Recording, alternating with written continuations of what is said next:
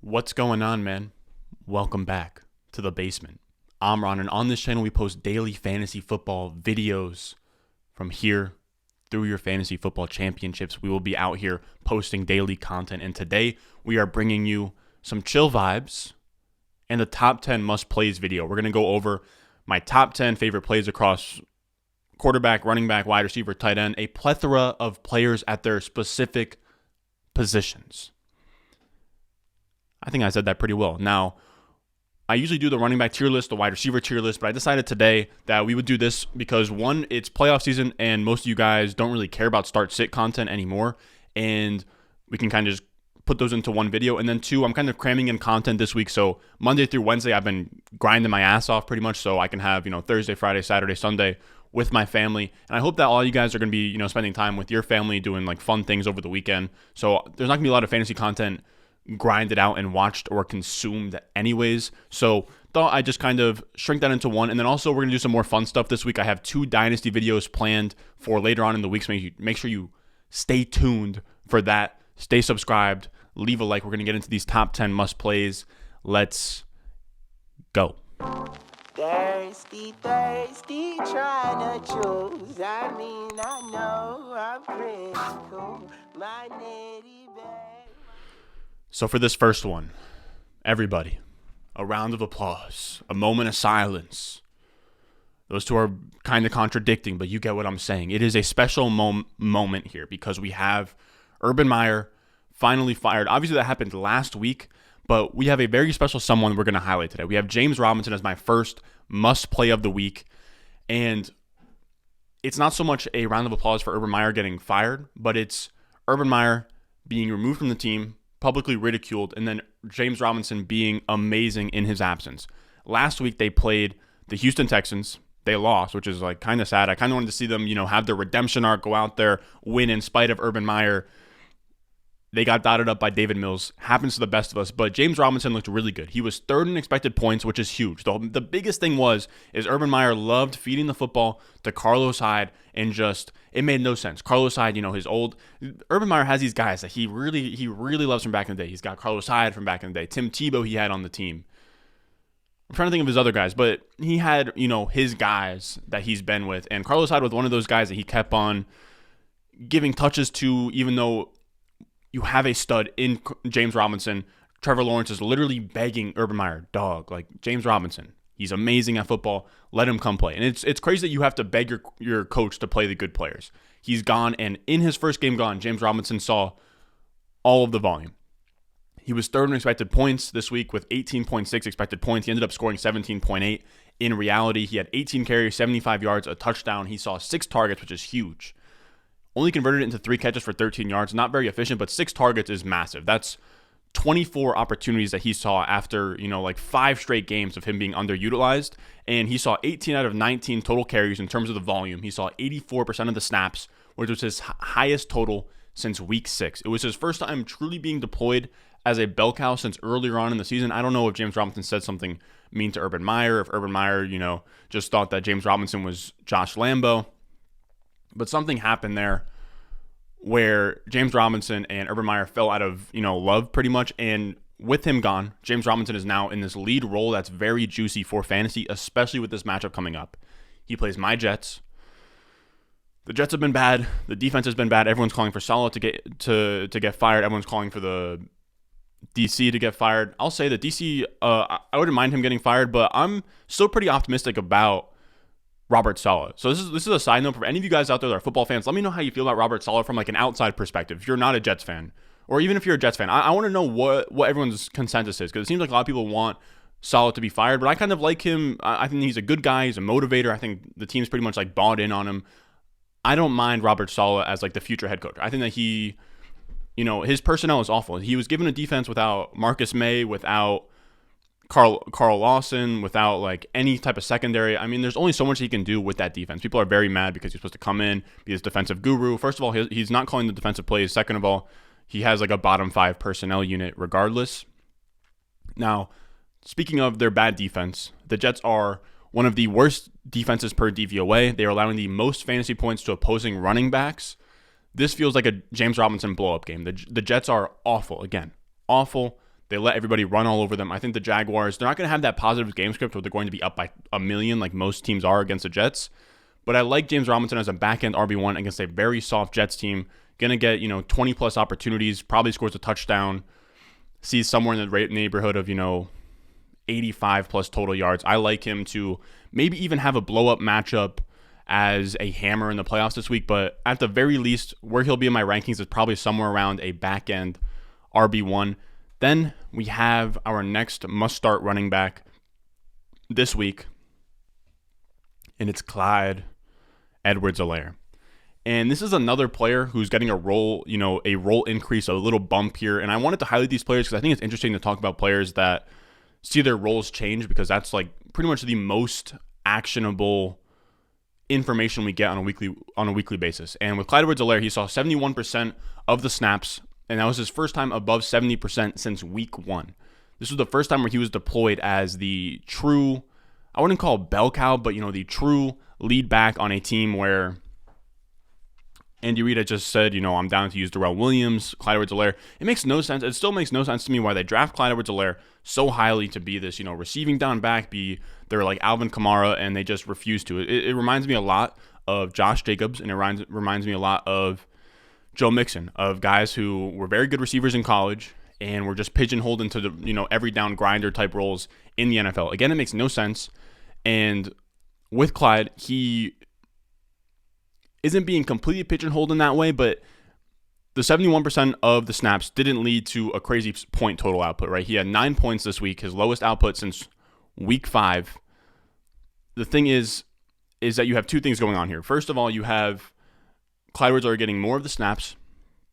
You have him underperforming. But I think on the aggregate, you don't want to really be glued to the result, but you want to be kind of glued to the opportunity there.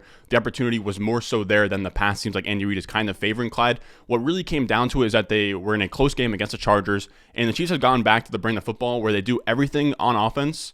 Everything's clicking. The wide receivers going crazy. The tight ends are going crazy. Kelsey, Tyreek Hill.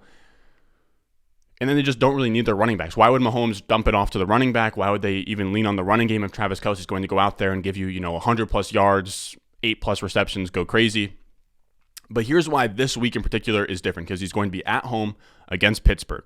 And Pittsburgh is 9.5-point underdogs. So the Chiefs are going to be up by a lot. It's not going to be a close game where they need to pass the ball. And they also have Tyreek Hill and Travis Kelsey on the COVID list right now.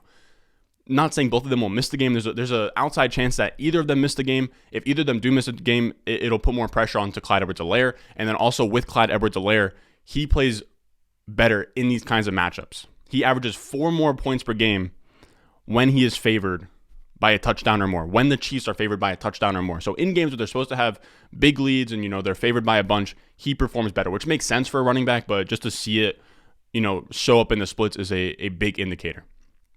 On top of all these factors, we have Pittsburgh, who is getting absolutely ran on. You saw Dalvin Cook 2 weeks ago absolutely blow up the Steelers. The Steelers are allowing the 5th most fantasy points to opposing running backs on the season, and they're allowing the most fantasy points to opposing running backs over their last 5 games. So I like CEH in this matchup where they're going to be big favorites. They might not have all of their skill position players against a soft run D as a high-end RB2, and he has upside to score multiple touchdowns. I could easily see a 15 carry, 80 yard, 3 catches for 15 yards and 2 touchdowns on the day. That's in Clyde Edwards-Helaire's wheelhouse for week 16. Then we have our last running back on this list, and somebody I'm excited to talk about. We have Ronald Jones.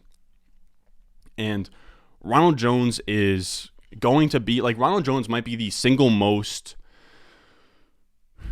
important piece of this entire playoff puzzle, because you have a lot of guys who made the playoffs with Leonard Fournette. Leonard Fournette now, I just saw before I hit record that Leonard Fournette might be going on IR, which means that he would miss the rest of the season. He'd come back in the playoffs. If we now have Ronald Jones for the semifinals and the finals of the fantasy football playoffs, that's massive. That is an instant RB1 right into your lineup. We have seen what he has done without Leonard Fournette in the lineup. I was somebody that was big on, Ronald Jones coming into the season. He is a solid, say what you want about Ronald Jones. I hated him coming out of school. He had the skill set where fast, straight line runner, 40-yard dash time wasn't great, but people say, he had a hamstring injury or whatever. Didn't catch the ball at all. So he's a one-dimensional player, but the thing is that on a high-scoring team, a one-dimensional grinder is actually pretty valuable. And Ronald Jones is a good between the tackles runner. He is up there with a Gus Edwards. I don't want to say Nick Chubb and Derrick Henry, but in terms of like pure runners of the football, a Gus Edwards, a Raheem Mostert, guys that are efficient at running the ball and doing their job. Ronald Jones is that guy. He was tied for third in rushing yards over expectation per attempt last year and had monster games where Fournette misses. You see on the chart here by Dwayne McFarland, week 4, Leonard Fournette's gone. He had 18.8 points as the RB14 on the week. Week 6, he was the RB4 with 26.1 points. Week 10, I want to say Fournette was limited. He saw 26.8 points as the RB4 in week 10. Week 14, he was the RB14 with 15.4 points. Those are 4 individual weeks, averaging in the range of 19 points per game as a top 15 option every single week. Ronald Jones, again, can be an absolute wagon for these playoffs, and he's going to be in Carolina. Not a great matchup. It's about a neutral matchup. Now, I will say Carolina started as like a top dog in terms of run defense. Now they're about middle of the pack, so that would suggest that they've been below average the back end of the season. So I'm not really too scared of Carolina. They're going to be in Carolina. They'll probably win. They're huge favorites in that game. So you have a lot of potential for Rojo to see a lot of volume, to be in a positive game script, and to score touchdowns on a high-scoring offense. So I'm very much into Ronald Jones as, if Leonard Fournette is confirmed not playing this week, Ronald Jones for me is going to be a back-end RB1, high-end RB2 for this week. Then we are going to move on to our wide receivers, and a guy that we've talked about not in every single video this week, but in a lot of our videos this week. Actually, in all of our videos this week, we've talked about Amon-Ra St. Brown, and we're not going to go away from it. He has been balling out of his mind. He now has a 34.7% target share over his last 3 games, and he had a 23.5 point game against the Cardinals, who are a pretty good pass defense. And he's kind of showing up to be this playoff performer like we've seen in years past. We saw Ayuk last year. We saw A.J. Brown as a rookie. We saw Deebo Samuel as a rookie. These guys, these rookie wide receivers, a lot of times you can get them off waivers, and on the back half of the season, they perform really well because we've done this research in the offseason, but these players, these rookie wide receivers, or any rookies in general, their points per game over the season goes like this. So if you just cut it off here in the last 2 games, that's when you're getting, wide receiver 2, top 24 wide receiver production. And I've been kind of mean, or I wouldn't say mean, but like I've slighted Amon-Ra St. Brown a little bit because he's a 4th round draft pick. Most of those guys are 1st round, 2nd round draft picks, and at the very worst, they're day 2 picks, so 3rd round. 4th round / day 3 is where you get very fringy there. But he's shown, that he has been amazing these last 3 games, and he has another matchup that is going to be pretty easy for him to what am I trying to say? Exploit. He has another matchup where he's going to, exploit these guys, make a fool of this defense. He's going to be playing in Atlanta. Now, I've heard AJ Terrell's actually been playing really good, but this is the 3rd worst defense in pass DVOA, and they're allowing the 7th most fantasy points to opposing wide receivers. So neither of those marks show that we should really be scared of anything in this matchup. I love Amon-Ra St. Brown as a pretty firm wide receiver 3, like a top 30 type option at wide receiver. This is a low over-under, right? So you have the Detroit Lions versus the Falcons. It's a 42.5 point over-under, which is really low. But in Atlanta, in the Dome, this has all the makings of like a junk shootout that goes for, like 33-27. That's at least the vibes I'm getting for this game. So I'm not too scared off by the low over-under. I would even say if you're out there, you're above the age of 21, maybe sprinkle a little bit on the over in this game. Then moving on. I have a little bit of a homer pick, but this is my, stab at this week's Russell Gage, Amon-Ra St. Brown, Gabriel Davis. Those were 3 guys last week that erupted, that were outside of everybody's top 24. I think a very sneaky guy this week would be Jamison Crowder. And this would be, you got to be desperate. I'm talking, desperate. Like you had a Chris Godwin and Mike Evans stack on your team. I actually had one of my boys that had that, so prayers to him. But Jamison Crowder is actually a really good option because, first of all, he is the Jets' only pass catcher. They lost. I want to say Corey Davis isn't playing recently. Elijah Moore gone on IR. They have nobody else. They're playing a guy named DJ Montgomery from the college Austin, PA. Their other guy, Keelan Cole is decent. Braxton Berrios is decent. As a Jets fan, I can say that. Denzel Mims is it's looking tough for Denzel Mims. But there's nothing out there that Zach Wilson trusts besides Jamison Crowder. And Jamison Crowder put up a 34.7% target share last week. It's weird to say it for Jamison Crowder, but operating as an absolute alpha dog in this Jets offense. Mike LaFleur has been, pulling out all the stops, the trick plays. Jamison Crowder did one of the backwards laterals to Braxton Berrios. He took it crazy, or he took it far. But Jamison Crowder is pretty much their only option. He's getting peppered as such. And they have a really nice matchup this week at home against Jacksonville. The Jaguars are 31st in pass DVOA defense. They're 14th in rush DVOA. That's kind of a nice little pass funnel. We have a team in the Jets with Michael Carter, with Tevin Coleman. Neither of those guys can really run the ball too amazingly. And in a game script that the Jets will not behind, but I doubt they get to like a big lead ahead of the Jaguars. This is a matchup where I think that Jamison Crowder will be peppered often. I think they're going to want to throw a little bit more with Zach Wilson. Zach Wilson, they lost last week and they only let him pass the ball 23 times. I don't understand. With any quarterback besides Zach Wilson, Mike LaFleur has literally just let this offense loose. That he was like top 5 in pass rate over expectations. Since then, with Zach Wilson, they've been in the bottom half of the league. I don't know. I get it that he doesn't trust Zach Wilson, but if you're out there letting Mike White and Josh Johnson sling it, let Zach Wilson cook, man. Let him cook. We need him to have, 40 plus pass attempts, 30 plus pass attempts. Just, we got to see what he can do. Let's get some tape out on Zach Wilson. Regardless, though, soft matchup at home. Jamison Crowder, alpha dog, 30 plus % target share. I like him as a fringy wide receiver 3 option, probably like a top 40 wide receiver option, but he has some upside. Now, I know you're saying, oh, Jamison Crowder doesn't have upside. Last year, he was actually more of a boom bust type wide receiver, so I do like him as a nice little play at wide receiver. Maybe a DFS guy you can just kind of slip in there. Again, I'm only 20. I don't, sadly, I can't play DFS. But when I was looking through the matchups in my notes, I thought that Jamison Crowder kind of stood out. I don't know why I said that weird. Stood out.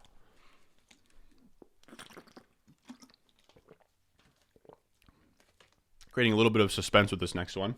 Had to get a nice little water break. My voice has been going recently. I don't know if it's the dry heat from the heater. I don't know if I got the Omicron. I don't know what's going on.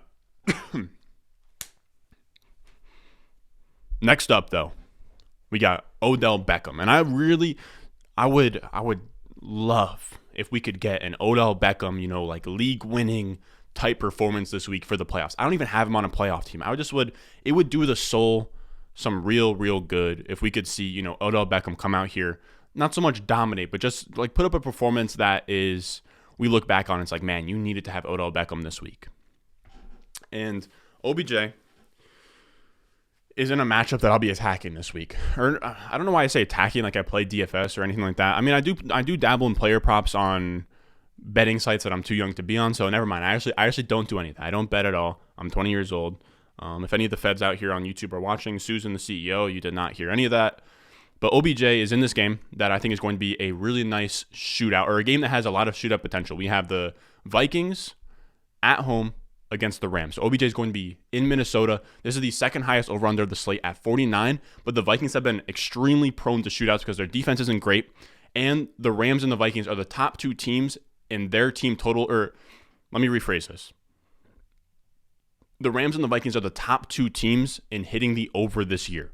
So wherever the over is set at, they hit over. I want to say the Rams are like 8-6. I want to say the Vikings are like 8-6. I want to say the Rams are 8-6 and the Vikings are maybe 8-7. I don't know. I can't remember the actual records off the top of my head, but the games that the Vikings and the Rams are in hit the over at a higher rate than any other 2 teams in the entire league. So because of that, I like the shootout potential. I like this game to go over, and I like Odell Beckham to be peppered with targets. He, to me, is the wide receiver 2 on this offense. He's out-targeted Van Jefferson 22-20 since the bye week. Right, he had that first game bye week, then he really got involved in the offense. And the Vikings are also allowing the most fantasy points to opposing wide receivers. So I think we could easily see Odell Beckham absolutely run wild on this team in a high-scoring game. I like Odell Beckham a lot. I think that we could see a bomb touchdown. I think that Minnesota has been pretty prone to that recently. And Odell Beckham, I mean, come on. It'd be perfect. Regardless, so I think Van Jefferson's a good start too against the Minnesota Vikings. You're pretty much starting all your Rams wide receivers against the Vikings. Moving on, we have Zach Ertz at home against Indiana. And let me actually take this chart down for a second.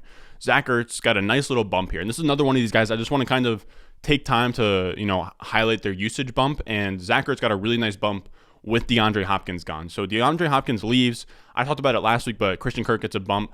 I didn't really think of it in terms of Zach Ertz, but it makes sense for Zach Ertz to also get a nice little usage increase. Now, he only saw 13.4 points, but if we look at this nice little handy-dandy chart here, you can look all the way across, and you can see fantasy points, you can see targets, receptions, yards per carry. You can't see touchdowns, though. Okay, so I'm an idiot for not including touchdowns, but regardless, he saw season highs in targets and snap share. So he was utilized the most that he's seen all season. He had 13.4 points. He had 11 targets, which is pretty crazy for a guy like Zach Ertz. And I think we only see that usage and that dominance of the target share for a tight end continue. This week, he has the Colts. He's going to be at home against the Colts. I think they're going to look to, bounce back after losing to the Lions. And the Colts are one of the best defenses in the NFL. We know that, but their one soft spot is tight ends for some reason. Now, why? I'm not sure. Darius Leonard is a really good middle linebacker, or just like linebacker in general. I don't know about any of their other linebackers or safeties. I want to say they have a kid, Julian Love, who's pretty good. So I don't really know what it is in terms of not covering tight ends. It could just be variance, but the Colts are allowing the 5th most fantasy points to opposing tight ends. So Zach Ertz is in a very good prime spot as a tight end against a Colts defense that is probably going to shut down their run game. It's probably going to give Christian Kirk and AJ Green some problems. And then you also have the game environment, which is the highest over-under on the entire slate at 50 points. So I love Zach Ertz here. He's not, just a fringe tight end one option. He's going to be legitimately a top 6 to 8 option this week in the rankings. Moving on to our second tight end, we have Cole Kmet. I had Cole Kmet in a league. I needed him to go crazy. I said on Twitter I would do unspeakable things for a Cole Kmet blow-up game. I really thought for a split second that final, Justin Fields throws the touchdown, I thought it was Cole Kmet in the end zone. That would have been amazing, but it wasn't. I will say, regardless though, I wanted him to have that huge game, go crazy, whatever. Regardless though, he had a solid game, right? He had 9 targets, 6 catches, 71 yards, 13.1 points on the night. 13.1 points for your tight end with no touchdowns, considering it's not one of the elite guys, is pretty damn good. And Cole Kmet is now kind of establishing this rapport with Justin Fields. And I don't want to hear any of this nonsense that Justin Fields isn't good. I've said this a million times, or I said this in my last video, but I can't wait for the offseason when I can just rant about things.